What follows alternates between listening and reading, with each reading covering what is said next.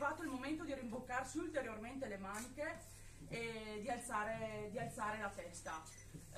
Dico che è il momento di alzare la testa perché ci sono molti aspetti che a mio avviso non stanno più funzionando all'interno del nostro sistema, partendo dalla sanità, la sicurezza, il trasporto, la scuola e non per ultima l'autonomia.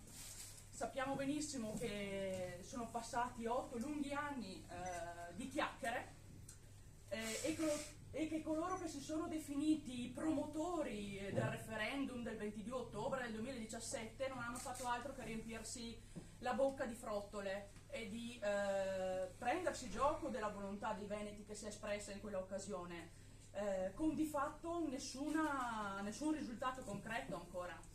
Abbiamo assistito a molteplici siparietti anche in questi anni politici molto divertenti, a partire da una Lega non più nord, da partiti romanocentrici che in comizi locali si definiscono autonomisti ma che poi di fatto dipendono da quelle che sono le volontà delle segreterie romane, e non per ultimo è abbastanza recente uno storico venetista che per la Carega ha stretto di nuovo la mano a uno dei suoi più acerrimi nemici ormai da anni. Credo che tutti abbiamo capito insomma il velato riferimento che sto facendo. Ai veneti cosa manca? Manca una classe politica pura, manca una rappresentanza che vuole portare ai veneti quello che i veneti chiedono, senza tanti intrallazzi di palazzo o diktat romani. Resistere Veneto ha saputo accogliere tutte le realtà pure che hanno come fondamento l'identità, la cultura e i valori veneti.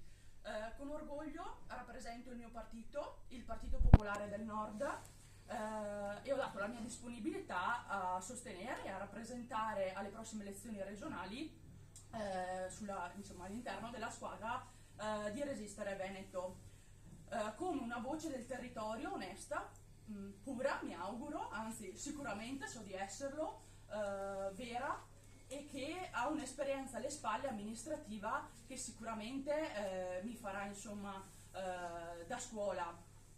Tuttavia siamo in attesa appunto dell'ufficialità dell'inizio della nostra campagna elettorale.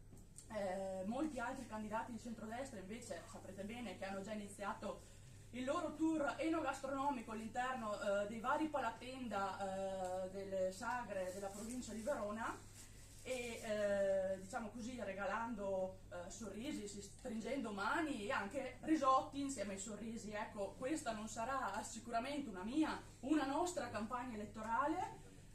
Mi dispiace insomma per chi ci sosterrà, non avrà risotti in cambio. Preferiamo ben altri modi, ecco, di convincere l'elettorato a darci il loro sostegno, il loro supporto, come appunto la presenza sul territorio e il dialogo, un dialogo di fiducia che vogliamo e cercheremo di instaurare con chi avremo modo di incontrare.